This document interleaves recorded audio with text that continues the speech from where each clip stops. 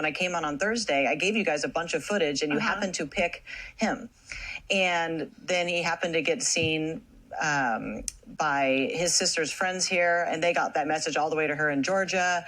And it just turned out to be like this miracle story. And we went back and found him yesterday, but I can't wait for everybody to see it because it's just, really touching. Well, let's talk about the reunion because we have the video. So let's play that right now for everybody.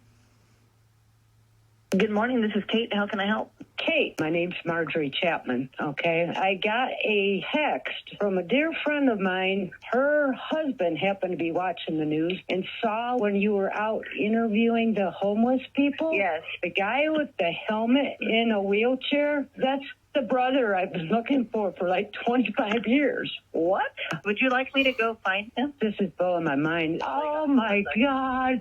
Nobody's been able to find him. All right, Barney, what do you think of your sister reaching out to me? That's amazing. It's amazing, right? What do you think if I came down here a day and we got you on the phone with your sister? Would that be okay? Yes, I don't want her to worry, Well, she called me today, and I'm going to tell you what, she was already worried. I believe it. How can we not be worried about you, bud? You're on the street. Makes me cry. Yeah, me too. You guys are God sent to me. I just can't believe your sister reached out. Yeah, I believe it. Barney, what would you like to tell your sister? Hey, Marge, I love you. I'm speechless because you don't see things like that every day, and you don't hear stories like that happening every day. And you got really lucky by finding him, and then we got lucky that we showed him on our newscast. So talk about that special moment, and you're now in connection with him and the sister. Yes. In fact, I just talked to her again this morning, and she said, he looks worse basically than we thought he was going to look. We got to get him off the street. So we've already been in touch with multiple people in Oceanside to help him at least get into some senior housing because he desperately does want to be housed. He is not trying to be homeless. He's in very bad shape. And then our hope is that we can get him onto Georgia with his family. So we will be working tirelessly on that until we achieve it. Well, Kate, I know that you've been working extremely hard to get veterans off of the streets. Talk about more of what you have been doing and what you've been witnessing, because you walked through the streets and you saw some really heartbreaking stories. Then you talked to some people that shared those heartbreaking stories with you. Yeah, when we were downtown, I think I'll start there. Kevin and I, we encountered a young woman. I think we showed that clip on Thursday. She had been raped 3 or 4 times, been drugged. And after talking to her for about 30, 40 minutes, we realized she was a veteran.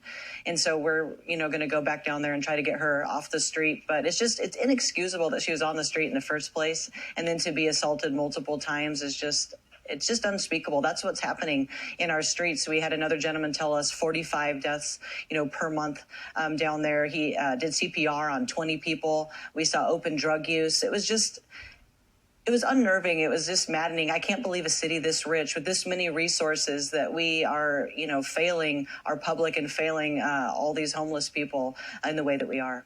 As you're talking to these homeless individuals, are you seeing and hearing from them that they want help? I would say 75% of the people that we talked to want help. I would say more than half of the people were clean. They were what we would call circumstantially homeless. Like, they are on the street terrified. I mean, can you imagine if you're 4 tenths down from somebody that's doing drugs all day and you're watching people, get robbed, get murdered, get beat up?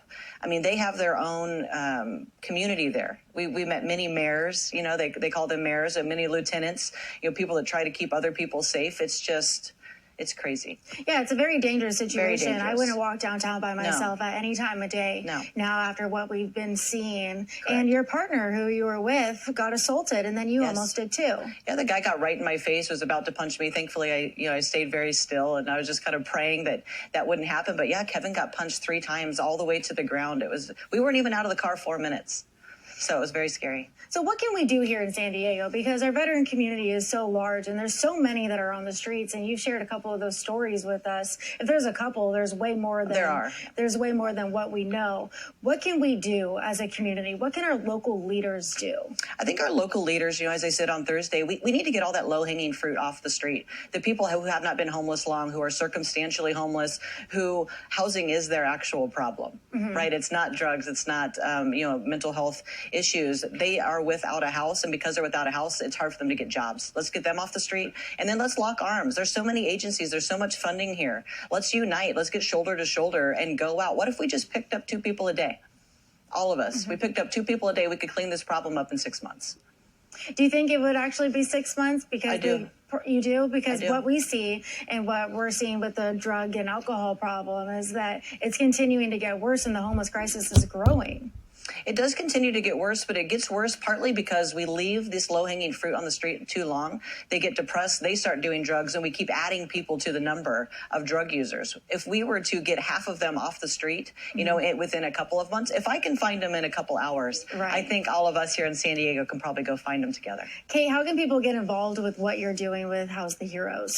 If you're an agency that helps homeless veterans, we would love to meet with you. I mean, we literally put people in a room, and in less than 2 hours, these veterans, we get them submitted to the VA, and they will be getting up to $3,000 per month for life. So just find me on KateOnKUSI.com. Well, Kate, we want to also thank you once again for sharing that very special story with us. We hope you keep us updated on the brother and sister reunion. Oh, I will, for sure. Thank you very much. Absolutely. Thank you. All right, Jason, I'll send things over to you. What a great story. Great organization, too. That was awesome.